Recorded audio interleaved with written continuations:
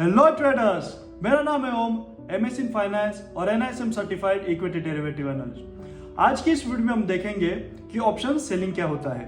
Previous video में हमने देखा था कि ऑप्शन बाइंग क्या होता है। ऑप्शन बाइंग के ऐसे कौन से टर्मिनोलॉजीज है जो हमें यूज अच्छी तरीके से आनी चाहिए और ऑप्शन बाइंग में हम कैसे काम कर सकते हैं। तो आज के इस वीडियो में हम देखेंगे कि ऑप्शन सेलिंग क्या होता है। ऑप्शन को समझने के लिए आप अगर ऑप्शन बाइंग का वीडियो देख लीजिए तो आपको समझ में आएगा कि ऑप्शन बेसिकली काम कैसे करता है, ताकि आपको ये वीडियो ऑप्शन सेलिंग काफी इजी तरीके से आप उसे कंज्यूम कर पाओगे। तो आइए स्क्रीन की तरफ चलते हैं और समझते हैं कि ऑप्शन क्या होता है। जैसे कि हमने देखा था फ्यूचर्स में और ऑप्शन बाइंग के वीडियो में कि फ्यूचर एंड ऑप्शन ये एक फाइनेंशियल डेरिवेटिव है। ये क्या है? डेरिवेटिव मार्केट है। तो डेरिवेटिव क्या होता है? Derivative is a financial instrument which derives it's value from its underlying asset. ठीक है, जिसमें हमने एक एग्जांपल लिया था शुगर केन और शुगर का, कि अगर शुगर केन का प्राइस ऊपर जा रहा है तो शुगर का भी प्राइस ऊपर जाएगा। अगर शुगर केन का प्राइस नीचे आ रहा है तो शुगर का भी प्राइस नीचे आएगा। या फिर अगर रिलायंस का स्टॉक ऊपर जा रहा है तो रिलायंस का ऑप्शन भी ऊपर जाएगा। अगर रिलायंस का स्टॉक नीचे आ रहा है तो रिलायंस का ऑप्शन भी नीचे आएगा। तो आज के इस वीडियो में हम समझेंगे कि ऑप्शन सेलिंग में इस तरीके को कैसे अलग से लोग ट्रेड करते हैं। जो इंस्टीट्यूशंस होते हैं या फिर जो प्रोफेशनल ट्रेडर्स होते हैं वो ऑप्शन सेलिंग को किस तरीके से यूज करते हैं प्रॉफिट जनरेट करने के लिए। तो आज की इस वीडियो में हम वो समझेंगे। तो जैसे ऑप्शन ये एक फाइनेंशियल डेरिवेटिव है, जैसे हमने देखा था, that gives the buyer right but not the obligation to buy और sell underlying asset at predetermined price. इसको हमने देखा था, आप ऑप्शन बाइंग की वीडियो में देखिए, इसको अच्छी तरीके से इसे एक्सप्लेन किया गया है। मोटा मोटी यहाँ पे दो ऑप्शन होता है, एक होता है कॉल ऑप्शन और एक होता है पुट ऑप्शन। जब भी मार्केट ऊपर जा रहा है तो आप कॉल ऑप्शन बाय करते हो और जब भी मार्केट नीचे आ रहा है आप पुट ऑप्शन बाय करते हो। तो जैसे हमने देखा था कि डेरिवेटिव क्या है, तो डेरिवेटिव एक फाइनेंशियल इंस्ट्रूमेंट है जिसकी वैल्यू उसके अंडरलाइंग एसेट से डिराइव होती है। तो प्रीवियस वीडियो में हमने देखा था कि ऑप्शन बाइंग क्या होता है, लेकिन एक छोटा सा हम यहाँ पे एक ये करेंगे, प्रीव्यू देख लेंगे कि ऑप्शन बाइंग क्या होता है, ताकि आपको डिफरेंस समझ में आए कि ऑप्शन बाइंग और सेलिंग में क्या होता है। ऑप्शन बाइंग में आप कॉल या फिर पुट परचेज कर सकते हो। इसमें आपका रिस्क लिमिटेड रहता है, आप प्रीमियम पे करते हो और जैसे ही मार्केट ऊपर नीचे होगा आपका प्रॉफिट एंड लॉस उससे डिफाइन होगा। ठीक है, मार्केट ऊपर जा रहा है तो आप बायर हो तो आप कॉल बाय करोगे, मार्केट अगर नीचे आ रहा है बेरिश है तो आप वहां पे पुट बाय करोगे। टाइम डिके जो होता है या फिर हम उसको थीटा भी कह सकते हैं, वो ऑप्शन बायर के अगेंस्ट चलता है। ठीक है, जैसे टाइम डिके कम कम होते जाता है तो प्रीमियम भी धीरे धीरे नीचे नीचे आना चालू हो जाता है। जैसे हमने एग्जांपल देखा था बैंक निफ्टी का, बैंक निफ्टी स्पॉट मान लीजिए 52,350 पे चल रहा है। कॉन्ट्रैक्ट टाइप हमने एटीएम लिया है, स्ट्राइक प्राइस 52,300 है, क्योंकि एट द मनी है तो जो प्राइस चल रहा है उसके आसपास ही हमने स्ट्राइक प्राइस सिलेक्ट किया है। प्रीमियम चल रहा है 600 और लॉट साइज कितना है? 30 का लॉट साइज है, तो टोटल कॉन्ट्रैक्ट वैल्यू हमारा 18,000 हो गया। ये ऑप्शन बाइंग का एग्जाम्पल है। ठीक है, क्योंकि मार्केट का व्यू ऊपर था इसलिए हम वहां पे कॉल बाय किया था। अभी हमारा व्यू यहाँ पे बेरिश है तो 52,350 पे ही है मार्केट, एट द मनी चल रहा है, तो हमने स्ट्राइक प्राइस क्या सिलेक्ट किया? एट द मनी के हिसाब से 52,300।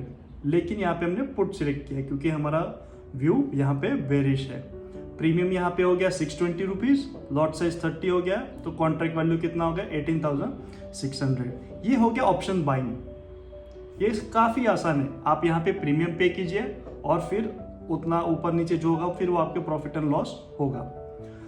आप मैक्सिमम यहाँ पे प्रीमियम ही लूज कर सकते हो, उससे ज्यादा आपका लॉस होगा नहीं। माने कि अगर 18,600 है तो 18,600 का ही आप लॉस बुक कर सकते हो, उसके ऊपर आपका लॉस कभी भी जाएगा नहीं। अभी हम समझते हैं कि ऑप्शन सेलिंग क्या होता है, क्योंकि यहाँ पे सारी चीजें थोड़ी सी उल्टी हो जाती है, एक मिरर इमेज जैसी हो जाती है जो ऑप्शन बाइंग से काफी अलग होती है। ऑप्शन सेलिंग में आपको बताऊं, आपको आसान भाषा में बताता हूं, पॉइंट्स में बताता हूं ताकि आपको अच्छे से वो समझ आए। ऑप्शन सेलिंग को हम राइटिंग भी कहते हैं, तो इसमें कंफ्यूज नहीं होना है कि राइटिंग कुछ अलग चीज है। जैसे हमारा नाम होता है, जैसे एक लड़के का नाम राम है तो उसे हम गोपाल भी बुलाते हैं, तो उसका वो टोकन नाम हो गया। वैसे ही ऑप्शन सेलिंग का टोकन नाम है राइटिंग। तो आप एक तो राइटिंग कहिए उसे, या फिर आप ऑप्शन सेलिंग कहिए, दोनों का मतलब सेम होता है। तो ऑप्शन सेलिंग और राइटिंग एक ही चीज है। तो ऑप्शन सेलिंग क्या होता है कि जैसे ऑप्शन बाइंग में हमने प्रीमियम पे किया था, ठीक है, हमने प्रीमियम पे किया था, तब जाके हमारा वो ट्रेड वहां पे एग्जीक्यूट हुआ था। लेकिन ऑप्शन सेलिंग में क्या होता है, हमें प्रीमियम रिसीव होता है।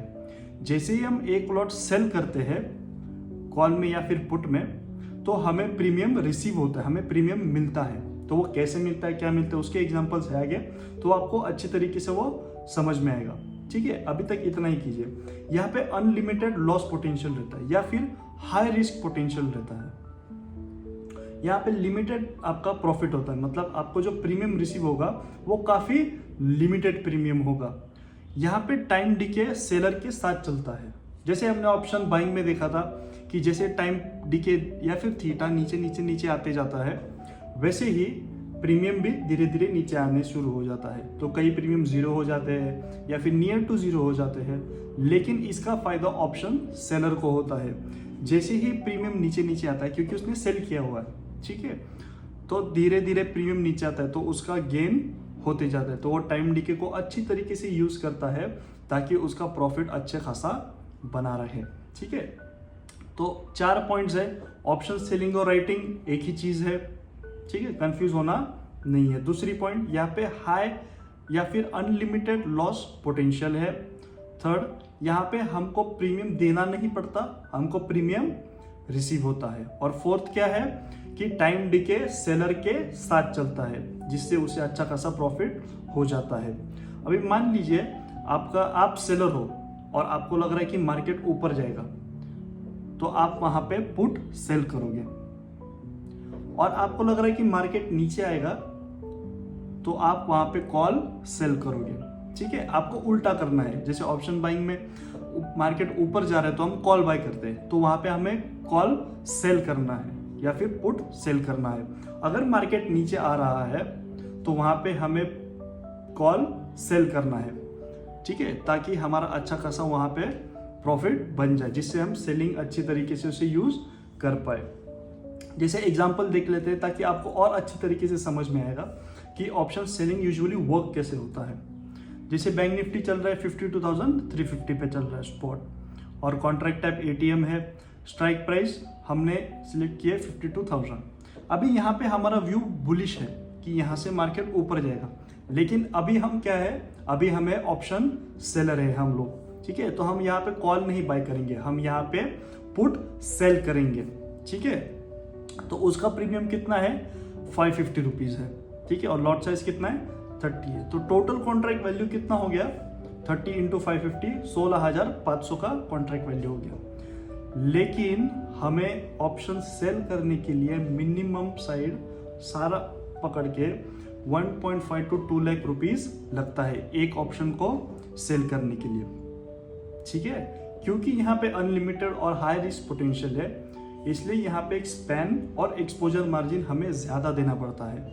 ऑप्शन बाइंग में क्या होता था कि हम 16,500 देके उस ऑप्शन को या फिर उस ऑप्शन के साथ हम काम कर सकते थे, लेकिन यहाँ पे हमें मिनिमम एक लॉट सेल करने के लिए 1.5 to 2 लाख रुपीज लगेगा।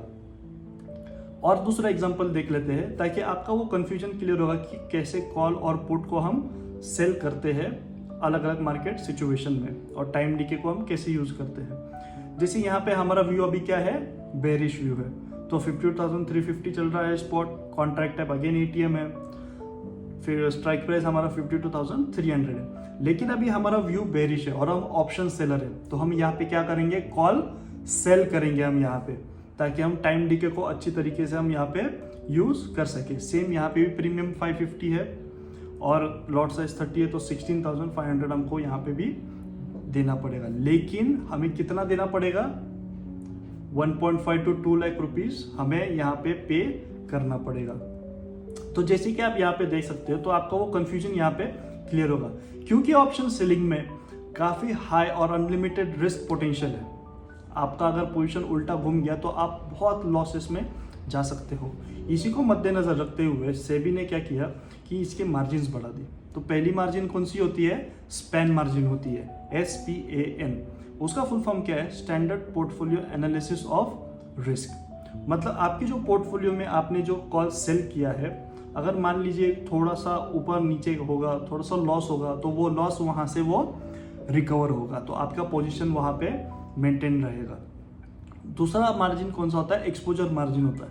मान लीजिए कोई न्यूज़ आ गई या फिर कुछ इवेंट हो गया, कोई अचानक से वॉर शुरू हो गया, या फिर कोई किसी देश ने हमारे ऊपर हमला कर दिया, है ना। तो इससे क्या होता है कि प्राइस मूवमेंट में बहुत फ्लक्चुएशन आता है। तो उस फ्लक्चुएशन को अवॉइड करने के लिए हम यहाँ पे एक्सपोजर मार्जिन यूज करते हैं। थर्ड क्या आता है? प्रीमियम रिसीवेबल आता है। जैसे कि मैंने कहा था कि ऑप्शन सेलिंग में हमको प्रीमियम रिसीव होता है और ऑप्शन बाइंग में हमको प्रीमियम देना पड़ता है। तो प्रीमियम रिसीव कितना होगा? 16,907, डिपेंडिंग ऑन ऑप्शन टाइप, आपका कौन सा कॉन्ट्रैक्ट आप काम कर रहे हो उसके हिसाब से। ये एक एग्जांपल के लिए मैंने आपको लगा के रखा है कि आपको पता चले कि इसका पीछे का कैलकुलेशन क्या होता है, क्यों हमें इतना मार्जिन लगता है, ये उसका एग्जाम्पल है। तो टोटल मार्जिन क्या होता है? Span margin plus exposure margin हमारा होता है टोटल मार्जिन। तो टोटल हमें कितना पैसा लगेगा? 2,04,527 रुपये हमें लगेगा एक ऑप्शन के लॉट को सेल करने के लिए। ठीक है, मतलब आप एक ऑप्शन का लॉट सेल कर रहे हो which is very much equivalent to buying one lot of future. ठीक है, एक लॉट आप ऑप्शन सेल कर रहे हो वो उतना ही इक्वल है जितना आप एक लॉट फ्यूचर बाय कर रहे हो। ठीक है, तो इसीलिए ऑप्शन सेलिंग में सारे लोग काम नहीं कर पाते हैं, क्योंकि इसमें मार्जिन रिक्वायरमेंट भी बहुत है और आपको थोड़ा सा एक्सपीरियंस चाहिए होता है। तो जैसे हम अभी एग्जांपल देख लेते हैं कि ऑप्शन प्रीमियम हमें रिसीव कैसे होता है। जैसे यहाँ पे एक लॉट है निफ्टी का 23,000 कॉल पे 50 रुपीज़ है। ठीक है, और लॉट साइज भी हमारा 50 ही है। तो 15 into 50 कितना हो गया? 2,500 हो गया। हमें क्या है? हम ऑप्शन सेलर है, तो यहाँ पे हमें प्रीमियम रिसीव होगा, माने कि अभी हमें 2,500 रिसीव हुआ है। ठीक है, हमने पे नहीं किया, हमको मिल गया है, वो पहले ही मिल गया है। ठीक है, सिनेरियो ए में क्या होगा? ठीक है, अभी प्रीमियम मिल गया है हमें। ठीक है, सिनेरियो ए में क्या होगा कि मार्केट अभी हमने क्योंकि कॉल सेल किया है, मतलब हमारा व्यू बेरिश है। ठीक है, अगर मार्केट साइडवेज जाता है या फिर नीचे जाता है तो उस सिनेरियो में क्या होगा? मान लीजिए 50 का प्रीमियम था, वो प्रीमियम ड्रॉप बाय 40 हो गया और अभी 10 पे आ गया है। ठीक है, 10 बचा है, उसका 10 रुपये बचा है, 40 रुपये कम हो गया, 50 - 40 अभी 10 रुपये पे वो चल रहा है। आपको लग रहा है कि अभी बाय कर लेता हूँ। क्यों बाय कर लेता हूँ? क्योंकि यहाँ से एक छोटा सा या फिर शार्प मूवमेंट मुझे एक्सपेक्टेड है according to whatever you are doing analysis of. तो आप 10 रुपये पे उसको वापस से बाय बैक कर लेते हो, वापस खरीद लेते हो। ठीक है, मतलब आपने बेचा है तो आपको वापस खरीदना जरूरी है, तभी वो ट्रांजैक्शन पूरा होगा। तो 10 रुपये पे आपने उसको वापस खरीदा, तो 10 into 50 कितना हो गया? 500 हो गया, 500 रुपया हो गया। ठीक है, और हमें प्रीमियम कितना रिसीव हुआ था? 2,500 हुआ था। तो 2,500 - 500 इज इक्वल टू 2,000 रुपीज। तो ये हमारा प्रॉफिट हो गया। क्योंकि हमें प्रीमियम रिसीव हुआ है तो हमें देना भी तो पड़ेगा, ये जरूरी है, तभी जाके वो ट्रांजैक्शन पूरा कंप्लीट होगा। सिनेरियो बी में क्या होगा? मार्केट ऊपर चला गया, नीचे नहीं जा रहा है। ठीक है, मार्केट ऊपर चला गया तो वहां पे हमें लॉस हो सकता है। मान लीजिए 50 का प्रीमियम था, वो 90 पे चला गया तो 40 रुपया बढ़ गया, तो 40 into 50 हमारा 2,000 का लॉस वहां पे चालू हो गया। तो ऐसा भी ऑप्शन सेलिंग में होता है। जरूरी नहीं है कि ऑप्शन सेलिंग में जो कोई भी ट्रेड कर रहा है वो हमेशा प्रॉफिट ही बनाता है। आपको काफ़ी एक्सपीरियंस, काफ़ी नॉलेज चाहिए, तब जाके आप ऑप्शन सेलिंग में अच्छे से काम कर पाते हो। ये उसका एक टेबल है जो कि आपको और इजीली समझ में आएगा। जैसे प्रीमियम रिसीव पर लॉट 50 हुआ था, प्रीमियम पेड बैक जिस 10 रुपये पे हमने खरीद लिया था वापस। ठीक है, 50 पे बेचा था और 10 पे खरीद लिया था, और लॉट साइज कितना था हमारा? 50 था। तो फॉर्मूला कैसे होता है? Premium received minus premium paid into lot size. तो प्रीमियम रिसीव्ड कितना हुआ? 50 हुआ। प्रीमियम पे, मतलब बाई बैक कितने पे किया हमने, 10 पे किया, मतलब 50 माइनस 10, और लॉट साइज क्या था हमारा 50 था, तो 2000 का हमें प्रॉफिट यहाँ पे हो गया। इस तरीके से ऑप्शन सेलिंग में आप जब भी एंटर करते हो तो कैलकुलेशंस इस हिसाब से काम करते हैं। तो ऑप्शन सेलिंग को प्रैक्टिस क्यों किया जाता है, ठीक है, बाइंग है, हेजिंग के लिए भी यूज हो जाता है बाइंग, तो ऑप्शन सेलिंग ही क्यों यूज किया गया, क्योंकि यहाँ पे हमें टाइम डीके का जो सबसे बड़ा मेन एडवांटेज है वो है टाइम डीके का एडवांटेज है यहाँ पे, जो कि ऑप्शन बायर के लिए काफ़ी नेगेटिव होता है और ऑप्शन सेलर के लिए वो बहुत पॉजिटिव होता है, ठीक है। तो उस हिसाब से हम यहाँ पे अच्छे से काम कर सकते हैं। ऑप्शन सेलर के लिए टाइम डीके अच्छे से वो काम करता है, जहाँ पे वो अच्छा खासा प्रॉफिट बनाता है, उसी जगह पे ऑप्शन बायर वहाँ पे लॉस कर देता है। तो ये मेजर डिफरेंस है कि क्यों ऑप्शन सेलिंग को हम प्रैक्टिस करते हैं। आप जो पेपर ट्रेडिंग के जो एप्लीकेशन है अवेलेबल प्ले स्टोर पे या फिर ऐप स्टोर पे, आप वहाँ पे जाके भी अच्छे से सेलिंग कर सकते हो, मतलब आपको समझ में आएगा कि ऑप्शन सेलिंग काम कैसे करता है, जैसे कि आप बेचते हो तो वो कैसे काम करता है आपको अच्छे से समझ आएगा। मार्जिन क्या होता है कि एक refers to amount of capital, मतलब एक अमाउंट होता है जो हम ब्रोकर के साथ, जो हम डीमैट अकाउंट में जैसे कि हम डालते हैं पैसा, तो मार्जिन हमें मेंटेन करना पड़ता है ताकि हम उस पैसों में उस ट्रेड को एग्जीक्यूट कर पाए। कैपिटल रिक्वायरमेंट जैसे मैंने बात किया था कि पर लॉट आपको 1.5 to 2 लाख रुपीस आपको लगेगा, तो ये हो गया कैपिटल रिक्वायरमेंट कि इतना पैसा आपको होना ज़रूरी है। जैसे हमको निफ्टी सेल करना है जो कि 22,000 के लेवल पे चल रहा है और हमें यहाँ से बुलिश व्यू लग रहा है, तो 22,000 का हमने पुट यहाँ पे सेल कर दिया जिसका प्रीमियम 100 रुपया था और लॉट साइज 50 था, तो हमें near to 1.5 to 2 lakh rupees यहाँ पे लगेगा, जिससे कि हम उस लॉट को हम यहाँ पे सेल कर सकते हैं। तो हम ऑप्शन सेलिंग को कहाँ कहाँ पे प्रैक्टिस कर सकते हैं या फिर हम इसको कहाँ पे यूज कर सकते हैं। एक हो गया स्टॉक ऑप्शन, हो गया कि जो भी स्टॉक लिस्टेड है उसके ऑप्शंस में आप ट्रेडिंग करते हो, जैसे रिलायंस, HDFC, उसमें आप ऑप्शन सेलिंग कर सकते हो। कमोडिटी ऑप्शन हो गया जैसे गोल्ड, सिल्वर या फिर एल्यूमिनियम, निकेल, लीड, जिंक, इसमें भी आप ऑप्शन सेलिंग कर सकते हो। इंडेक्स ऑप्शंस हो गया Nifty, bank Nifty, Fin Nifty, Sensex, इसमें भी आप ऑप्शन सेलिंग कर सकते हो। और करेंसी हो गया जो कि हमारी 4 करेंसी पेयर है, उसमें भी आप ऑप्शन सेलिंग कर सकते हो। तो टाइप्स ऑफ ऑप्शन कॉन्ट्रैक्ट क्या है, पहला आता है ATM, मतलब मान लीजिए 100 रुपये चल रहा है तो आपने 100 रुपये का ही स्ट्राइक प्राइस सिलेक्ट किया है, तो वो क्या हो गया हमारा ATM हो गया। इन द मनी मतलब क्या हो गया, 100 रुपये चल रहा है लेकिन हमने 80 का स्ट्राइक प्राइस सिलेक्ट किया, तो ये क्या हो गया, इन द मनी हो गया।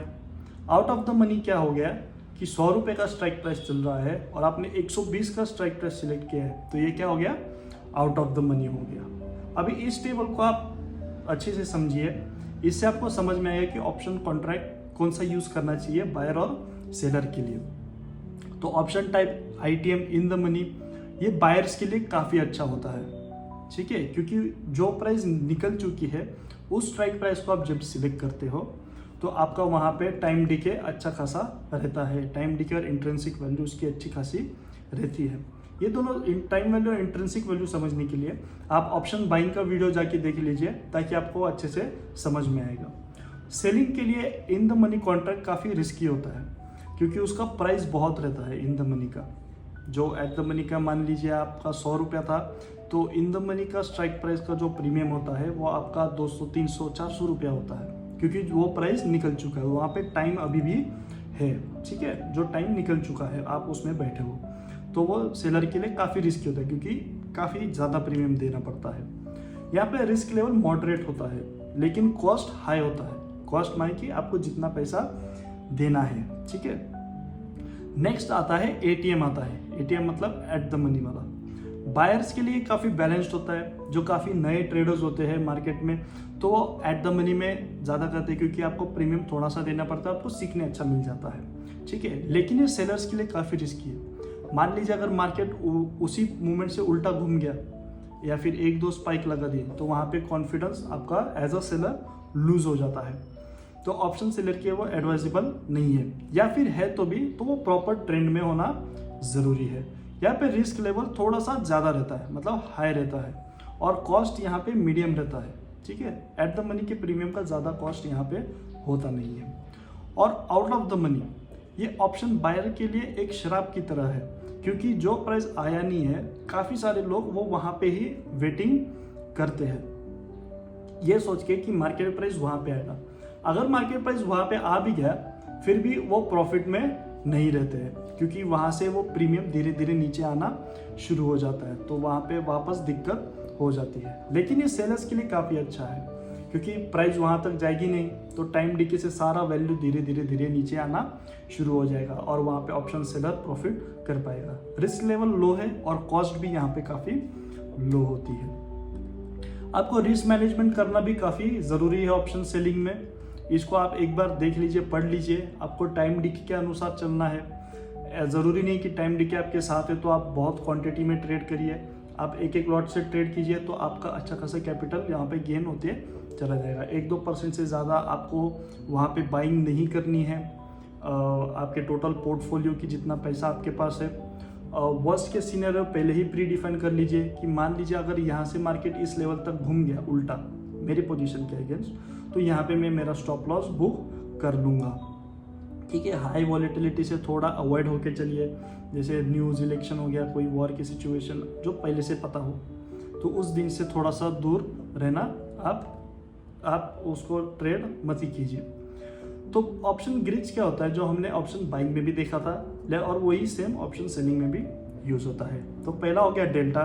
डेल्टा क्या मेजर करता है? How much option price changes with 1 point move in underline stock. मतलब रिलायंस 1 रुपया ऊपर गया तो ऑप्शन प्राइस कितने से ऊपर गया ये डेल्टा चेक करता है। ठीक है, जैसे कि मान लीजिए कॉल ऑप्शन है तो डेल्टा +30 है और स्टॉक 1 रुपये से बढ़ गया तो ऑप्शन प्राइस 0.30 से ऊपर चला जाएगा, या फिर नीचे आ गया तो 0.30 से नीचे आ जाएगा। गामा क्या है? गामा को यूजुअली हम थर्ड पार्टी कहते हैं। ठीक है, तो थर्ड पार्टी क्या होता है कि गामा देखता है कि डेल्टा कितना चेंज हुआ है। ठीक है, और डेल्टा देखता है कि स्टॉक कितना चेंज हुआ है। हाई डेल्टा मतलब, हाई गामा मतलब जो ऑप्शन प्राइजेस है वो काफ़ी ज़्यादा फ्लक्चुएट हो रही है। ठीक है, और डेल्टा भी काफ़ी ज़्यादा फ्लक्चुएट हो रहा है क्योंकि ऑप्शन प्राइस फ्लक्चुएट हो रही है। यहाँ पे हमने एग्जांपल लिया है कि गामा अगर मान लीजिए 0.05 है और स्टॉक 1 रुपये से बढ़ गया तो गामा इंक्रीज और डिक्रीज जैसे भी है मार्केट सिचुएशन 0.05 से प्लस या माइनस हो जाएगा।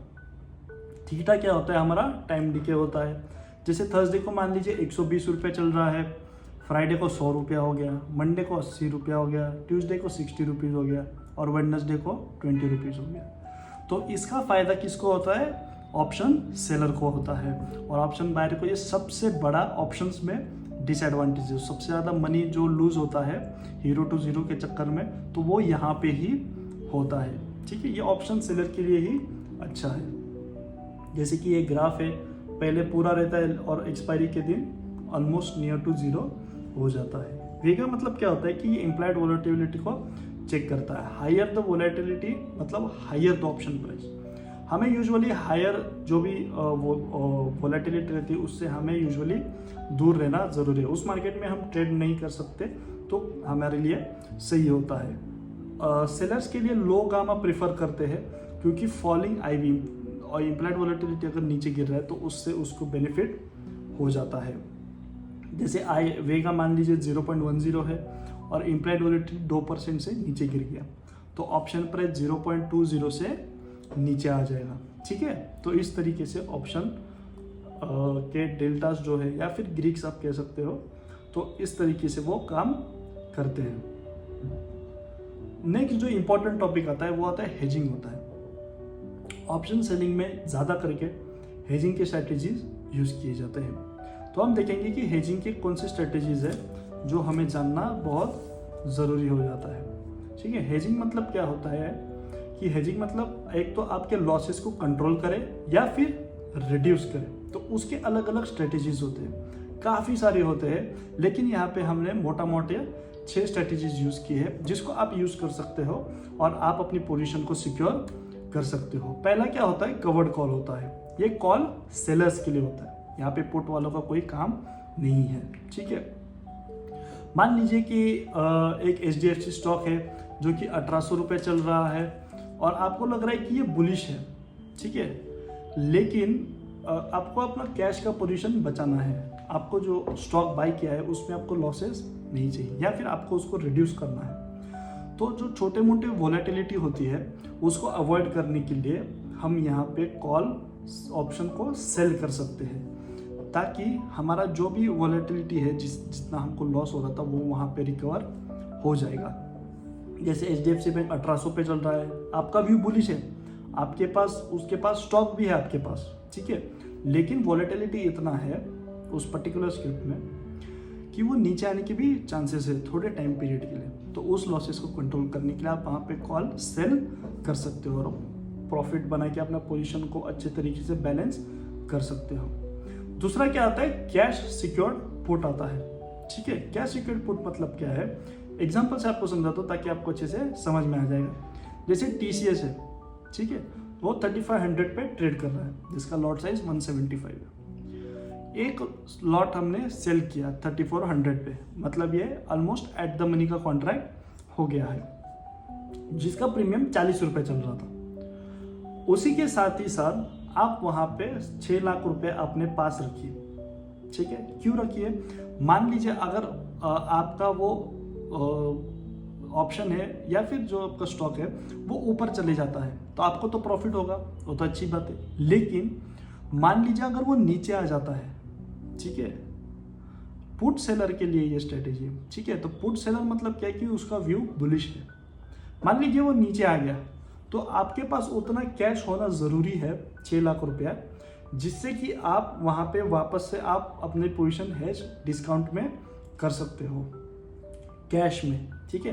तो आपको स्टॉक खरीदने के लिए 6 लाख रुपया इस स्ट्रेटेजी में होना ज़रूरी है। जो भी आपका स्क्रिप्ट हो, पर्टिकुलरली TCS, दूसरा और कोई भी हो, तो उसमें इस तरीके से काम होता है। अगर मार्केट ऊपर जा रहा है तो ठीक ही बात है, अगर मान लीजिए नीचे आ गया तो आपके पास उतना कैश होना ज़रूरी है ताकि आप वहाँ पे वो बैलेंस कर पाओ या फिर पोजीशन हेज कर पाओ।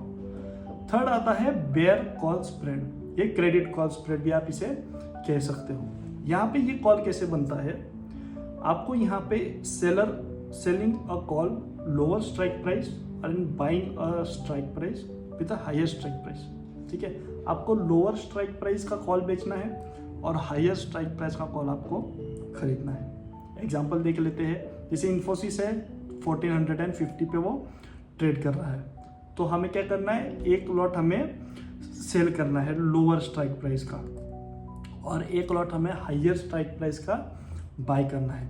तो लोअर स्ट्राइक प्राइस जिसको हमने सेल किया उसका प्रीमियम कितना चल रहा है, 25 रुपीज़ प्रीमियम चल रहा है, और हमें एक हायर स्ट्राइक प्राइस बाय करना है तो उसका प्रीमियम कितना चल रहा है, 10 रुपीज़ चल रहा है। मतलब कि हमें प्रीमियम रिसीव कितना हुआ, 25 माइनस 10, 15 का हमें प्रीमियम यहाँ पे रिसीव हुआ।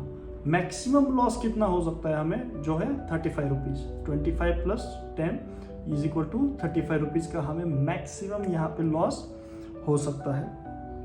तो अगर मान लीजिए प्रॉफिट कभी होगा जब भी इन्फोसिस 1500 के नीचे एक्सपायरी तक रहेगा, तभी हमें यहाँ पे प्रॉफिट होने के चांसेस है, ठीक है। अभी आपने कहा, हमने यहाँ पे देखा, या फिर आपको भी डाउट आया रहेगा कि यहाँ पे हमने कहा था कि सेल जो करना है हमें कॉल, वो लोअर स्ट्राइक प्राइस का रहना चाहिए, ठीक है। आप अगर लोअर स्ट्राइक प्राइस करते हो तो वो इन द मनी कॉन्ट्रैक्ट हो जाएगा, जिसका आपको प्रीमियम ज़्यादा देना पड़ेगा।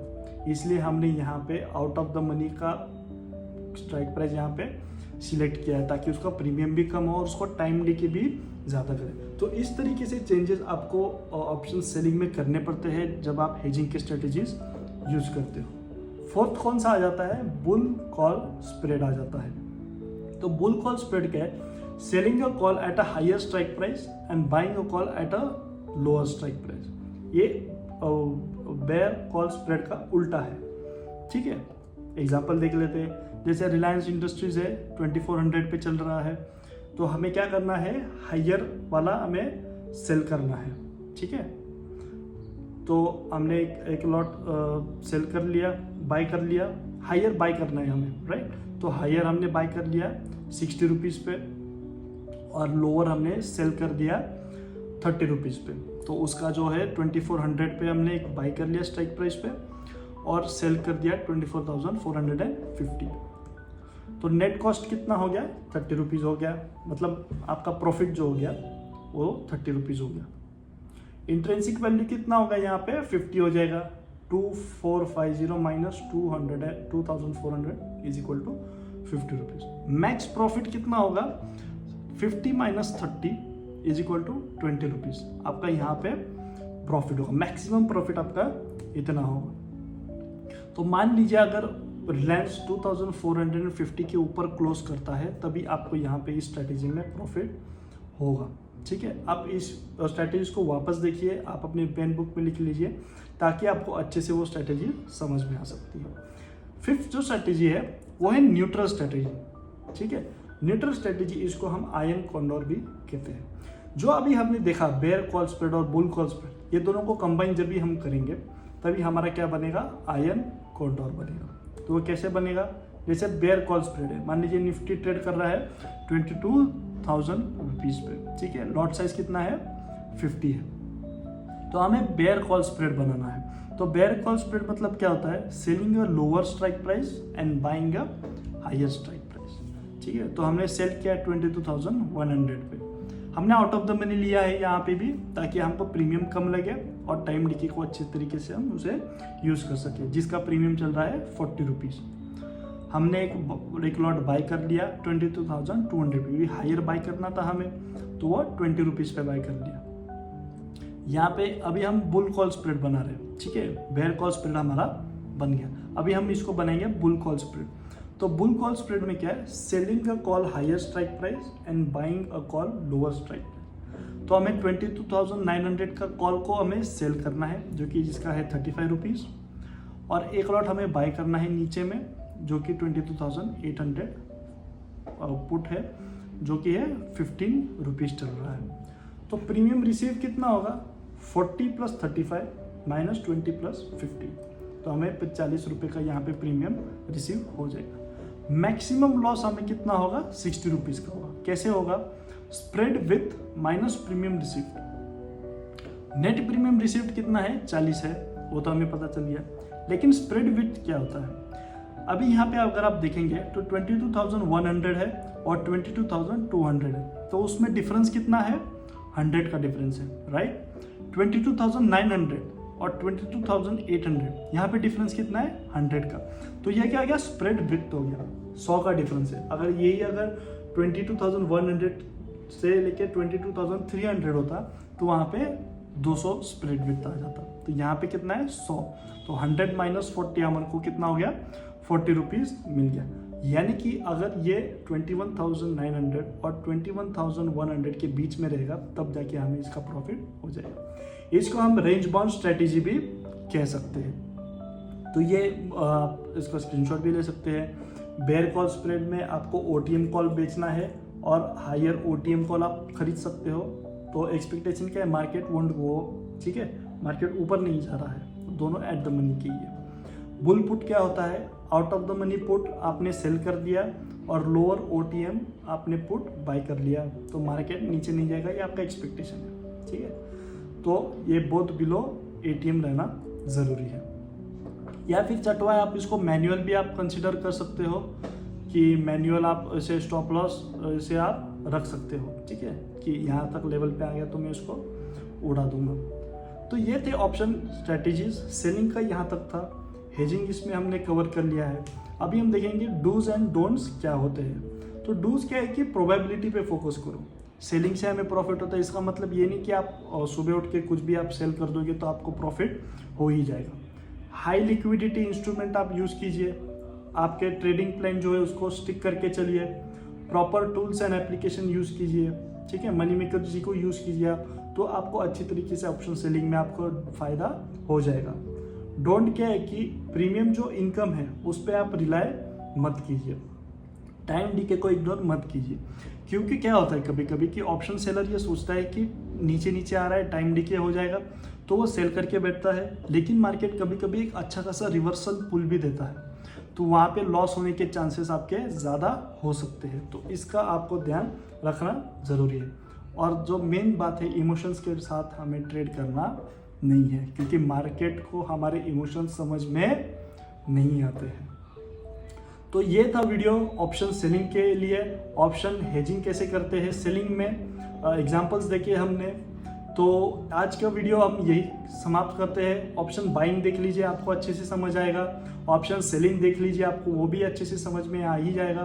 तो आपका ऑप्शंस का पूरा अंडरस्टैंडिंग अच्छे लेवल तक हो जाएगा। तो मिलते हैं एक नई वीडियो में। Thank you.